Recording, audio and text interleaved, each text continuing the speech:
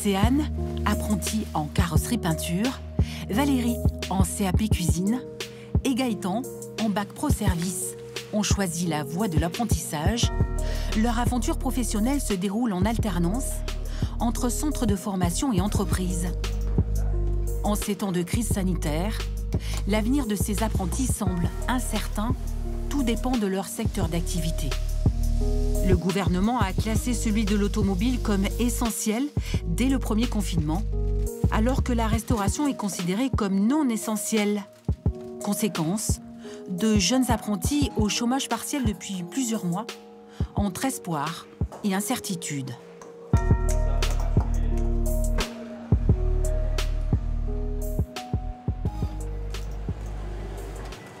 Gaëtan, tout juste 18 ans, nous emmène à Cassis. Voici l'endroit où je travaille habituellement, normalement. Il est sous contrat d'apprentissage ici, en tant que serveur dans ce restaurant fermé. Gaëtan ne travaille plus depuis l'automne dernier, il est au chômage partiel. De temps en temps, il vient saluer ses patrons. Et bonjour. Comment ça va? Bon, grand? Oui, ça va, super. Alors? Génial, hein? Non. Envie de travailler. C'est un peu long, là, quand même. C'est trop long. Sur place, le jeune homme retrouve immédiatement son enthousiasme et s'y revoit. Il est dans les starting blocks pour la reprise. Alors voici la salle, du coup, qui comporte une centaine de couverts. Et vous avez 5 rangées de tables. Ça me manque énormément, oui. Parce que là, quand je suis ici, je vois tous les pas qu'on faisait, tous les clients qui étaient bien, et voilà. Du coup, Tu languis, hein? Je me languis. Ah ouais, l'été. Le plus vite possible, j'espère que ça réouvrira. En été, une trentaine de personnes travaillent dans cet établissement. À la plage, ils sont une dizaine d'employés, mais c'est la plupart des saisonniers, un peu moins, 8. Et en haut, on est une quinzaine entre la cuisine et la salle. Donc nous, à l'année, je crois qu'en CDI, on doit être à 16 ou 18, je crois. Et là, tout le monde est au chômage partiel. Voilà, depuis qu'on a rouvert les sushis, il y en a quelques-uns qui retravaillent. Mais sinon, tout le monde est au chômage partiel depuis, je crois que c'était le 29 octobre, un truc comme ça. Pendant ce temps-là, à quelques kilomètres, Océane enfile son bleu de travail rose. Cette semaine, elle prend des cours au CFA Automobile, le centre de formation des apprentis. Océane prépare un certificat de qualification professionnelle en carrosserie peinture. Du coup, je fais quoi? Océane, donc est-ce que tu peux m'effectuer un raccord sur l'aile avant, droite? Et fais attention quand même aux couleurs parce qu'on a un vernis qui est très liquide, d'accord? Passionnée et appliquée, à 21 ans, elle fait partie des sélectionnés au grand concours des Olympiades des métiers. À cause de la pandémie, les épreuves nationales ont été reportées. Ça a été coupé en deux, en fait. Ce sera en deux parties.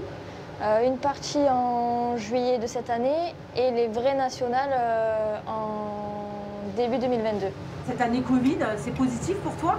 C'est positif parce que du coup, ça nous laisse plus de temps pour travailler tout ça et pour apprendre plus, faire des stages et tout. Après, d'un côté, du coup, ça repousse toutes les autres épreuves, donc ça prend plus de temps.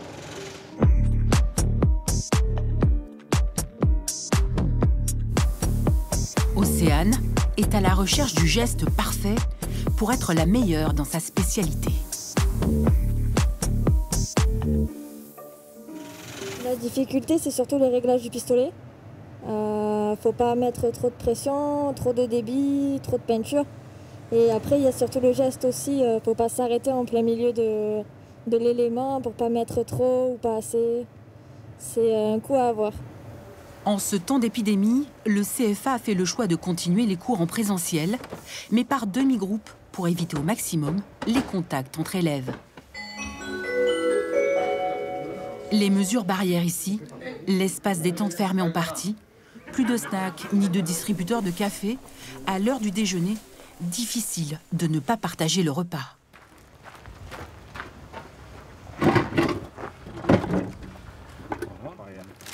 C'est important de maintenir le groupe, c'est quoi l'important? Ouais, c'est important de manger ensemble, de partager des choses entre nous, il ne faut pas qu'on s'arrête là. fait partie de la motivation. Il faut garder toujours le moral. C'est important. Normalement, on a un espace pour manger, mais là, avec le Covid, c'est fermé. Du coup, on se débrouille, on se met dehors pour rester tous ensemble. Et la médaille, tu la ramènes aussi à F13. J'espère. Hein? Tu as intérêt. Plus de cantine et plus de coups de feu en cuisine. Nous voici près d'Allo, dans un établissement au ralenti et en travaux. Ici, pas de service forcément, mais des plats à emporter ou à la livraison. Allez, on bascule ça là. À l'arrêt depuis trop longtemps maintenant. Depuis novembre, on a essayé de trouver plein de solutions. Là, on essaye de se préparer à un avenir qu'on espère proche. Le propriétaire de 25 ans à peine a été formé dans le même lycée que ses deux apprentis. Sous ses ordres bienveillants, Christophe et Valérie. Tu te mets sur les aubergines. Ouais. Tu sors les aubergines, tu commences à les farcir. Valou, tu vas clarifier tes œufs. Tu vas les peser qui sont ici. Tu clarifies tes œufs, tu blanchis tes blancs et tes jaunes et tes sucres d'un côté. Ok? Valérie, tout juste 16 ans, prépare un roulé pour le dessert du jour. Oui. Ici, tout est maison, une cuisine méditerranéenne à base de produits frais, de quoi transmettre des recettes et des gestes techniques. C'est le principe de l'alternance. Les blancs, tu les mets en 3 temps. Et avant d'incorporer la dernière finale des blancs, on met la farine. Plus de 50% de ses camarades sont au chômage partiel. Valérie est conscient d'être un peu l'exception dans ce contexte et il est sensible à leur détresse. Moi, j'ai de la chance de travailler encore. J'ai mes amis, maintenant, ils font rien de leur journée. Ils travaillent plus, ils n'ont plus le même rythme de travail. Ici, la clientèle locale et fidèle a répondu présent même pendant le premier confinement. Heureusement, car le chef ne peut prétendre à aucune aide vu qu'il débute. J'ai choisi de garder les apprentis parce qu'ils sont indispensables à l'entreprise. Pour moi, parce qu'ils connaissent la maison et surtout pour eux, pour leur formation qui doit perdurer s'ils ne veulent pas se retrouver noyés après leur obtention du diplôme.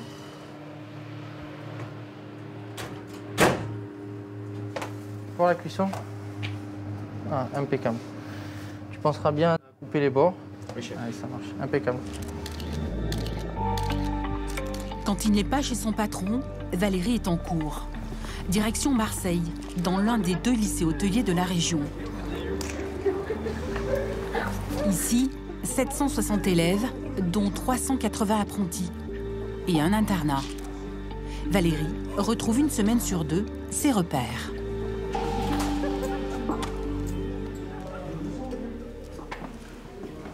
C'est ta chambre? Oui. Avant, on était 2, 3 dans la chambre. Et maintenant, à cause du Covid, je me retrouve tout seul dans ma chambre. Les soirées sont un peu tristounettes, car les foyers et les lieux de vie ne sont plus accessibles. Avant, on était 2, donc on parlait, on faisait nos devoirs ensemble, on rigolait. Bon, maintenant, à cause du Covid, on a pris l'habitude d'être seul. Pas grave? Non, parce qu'on a plus d'intimité, entre guillemets. Mais bon, c'est vrai que c'était mieux avec les collègues. On pense tous être le meilleur. Votre coéquipier est votre pire ennemi. L'objectif, c'est d'être le meilleur. Un quotidien difficile pour ces jeunes, et encore plus peut-être pour Gaëtan, lui aussi pensionnaire au lycée. Il ne fait plus de service à son restaurant, ne fait plus d'extra. Le seul lien avec la réalité du travail, ses cours de terminale. Il endosse ce jour-là le costume de chef de rang et commence la mise en place. Ça te manque de faire sembrer? Ah oui, au travail là, en été, la chaleur, les vrais clients. Le voici dans l'un des restaurants du lycée resté ouvert volontairement. Ça nous est paru aussi évident parce que les apprentis n'ayant pas de travail effectivement dans les entreprises, c'était essentiel de maintenir une activité ici au lycée même si elle est réduite, parce qu'on a diminué la capacité du restaurant de moitié. On a mis en place un protocole qui est strict et qui nous a permis de fonctionner sans que nous ayons de foyers infectieux jusqu'à maintenant.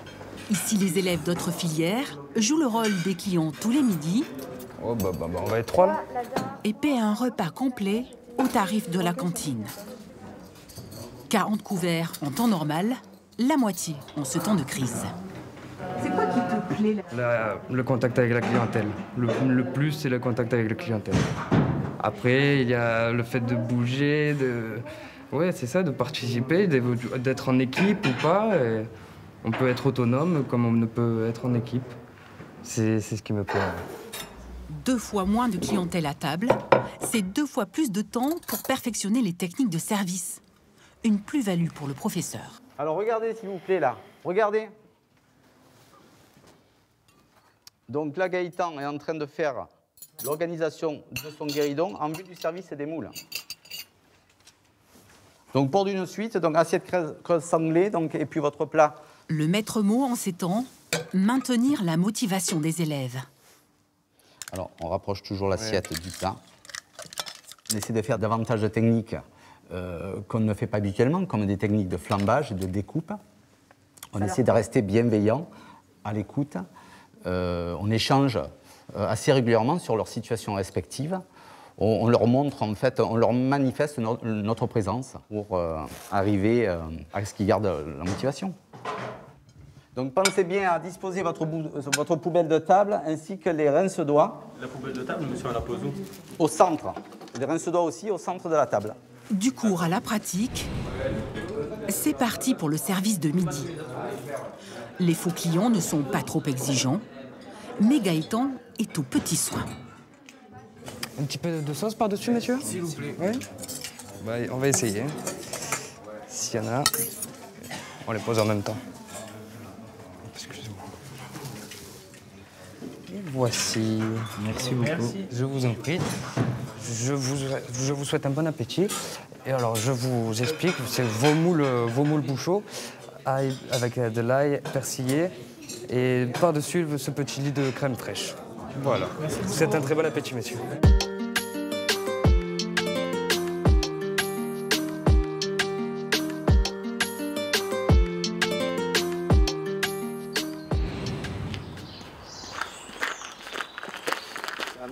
Ça va?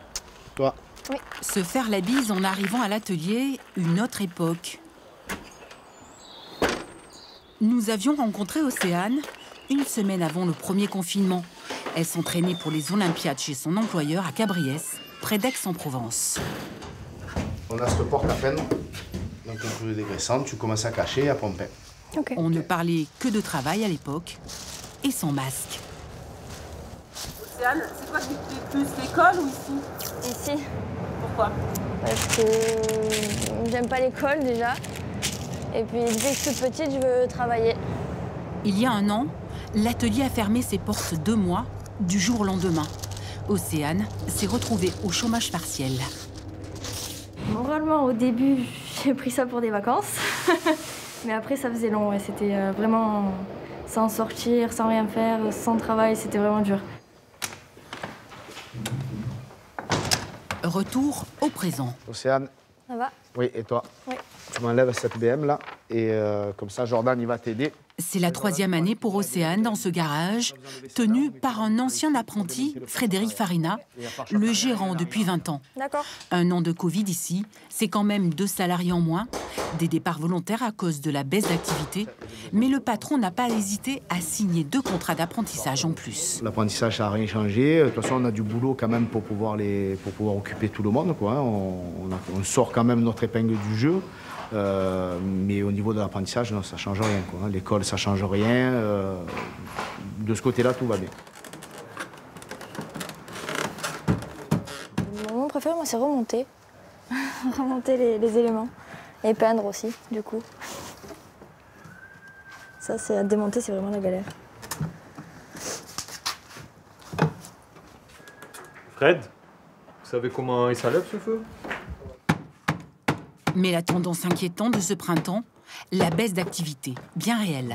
Ouais, comme ça. Mais fais gaffe, rentre-le bien pour pas casser le feu. Ouais. Moins 20, moins 25% dans l'année, quoi. Puis cette année, ça va être, je pense, encore pire. Parce que ça commence dès le début et qu'on ne sait pas où on va, quoi. Difficile pour les entreprises de se projeter dans l'avenir. Au CFA Automobile, Alexandra Ribé est chargée du développement et des relations avec les employeurs. 500 élèves, c'est 500 contrats d'apprentissage à signer. Il y a eu quand même pas mal de contrats qui ont été signés. On ne peut pas dire qu'il y a eu une grosse crise. On ressent aujourd'hui, par contre, les effets sur le long terme de du Covid, puisqu'on a des entreprises qui sont quand même... celles qui n'étaient pas spécialement inquiètes au départ commencent à l'être. Il y a des conséquences avec les cas, notamment les cas contacts, les cas Covid. Oui, bonjour, Alexandra Ribé du CFA. La troisième vague n'arrange pas les choses. On vous a informé donc hier qu'il était cas Covid. Il y a de deuxième apprenti, Théo également. Normalement, tout le monde se fait tester aujourd'hui. Ce jour-là, un cas de Covid à gérer.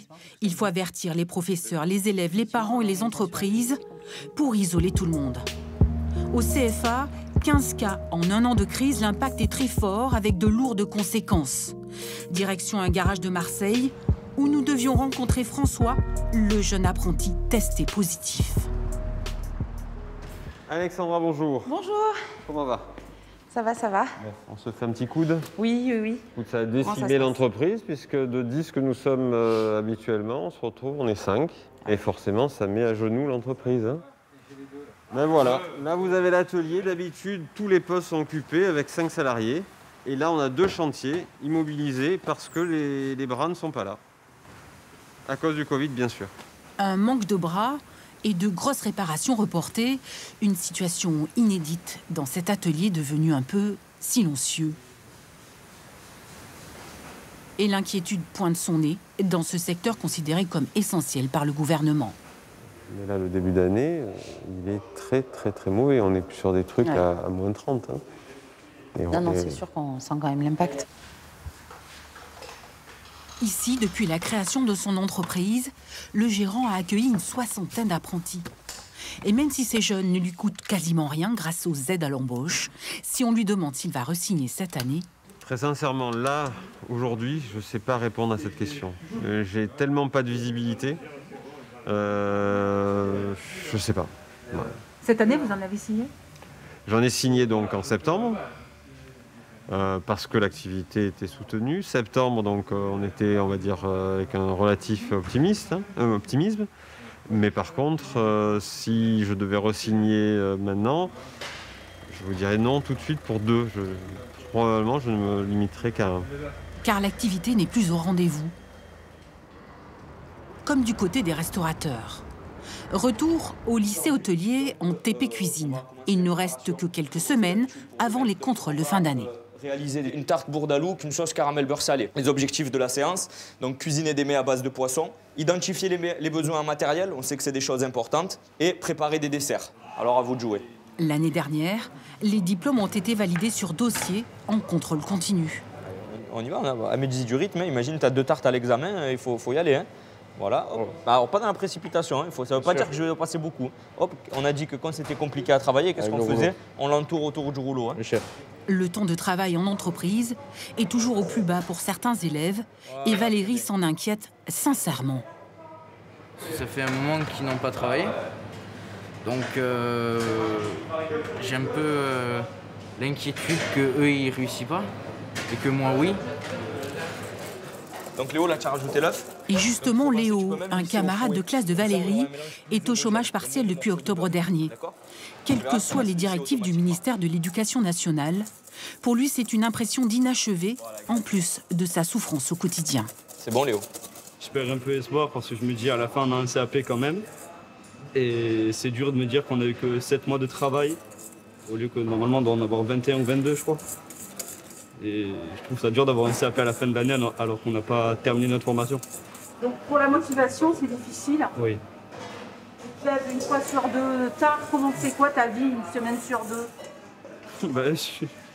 J'ai pas d'heure. Je fais ce que je fais et je ne prévois pas mes journées. Je fais rien de mes journées un peu. C'est dur. Je sens qu'il y a un peu de détresse, il y a un peu de démotivation, mais c'est surtout l'inquiétude vis-à-vis de l'examen. On a raté, on a travaillé que 4 mois cette année. Est-ce qu'on va réussir à obtenir notre examen? Donc moi, justement, l'idée, c'est de leur communiquer de l'enthousiasme et finalement de leur dire qu'ils ont les aptitudes et qu'en travaillant sérieusement, ils vont y arriver. Moi, je suis enthousiaste, je suis de nature optimiste. Beaucoup de pudeur dans cette brigade. Le professeur n'est pas dupe, il connaît ses élèves. Dès le premier confinement, il ne les a pas lâchés via les réseaux sociaux pour ne pas rompre le lien et ne pas baisser le niveau avec l'aide de grands chefs et des parents. On a fait des challenges sur Facebook où on proposait aux jeunes un thème et eux, ils réalisaient leur plat chez eux, à la maison, avec leur propre vaisselle, avec leurs propres moyens. Ils nous l'ont renvoyé et donc on les a postés sur le Facebook. On a par exemple cette réalisation-là d'un jeune apprenti qui était en terminale Bac Pro. Et du coup, j'ai trouvé que l'initiative était bonne et on a ouvert une page Instagram. Et sur chaque TP, on a un responsable reporter photo et il continue à m'envoyer les photos sur Instagram. Et on a continué l'initiative du groupe.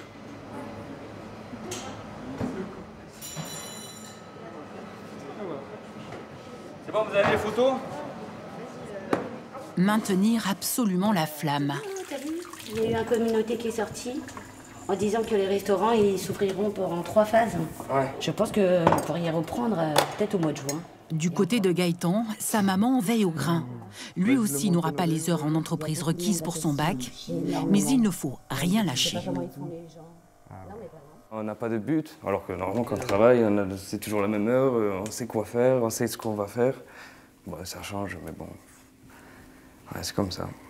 On s'habitue, on s'adapte, on attend et on espère que ça va mieux se passer pour le futur surtout. Cet été.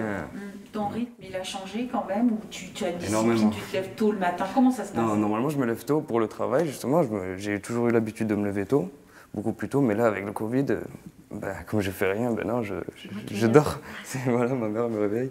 Sinon je dors tout. Ouais. Oui, ça fait de la peine, hein, ça fait de la peine parce que c'est un garçon qui est toujours motivé, qui se lève tout le temps et tout. Ne pas perdre confiance en soi, s'occuper et avoir un but dans la journée.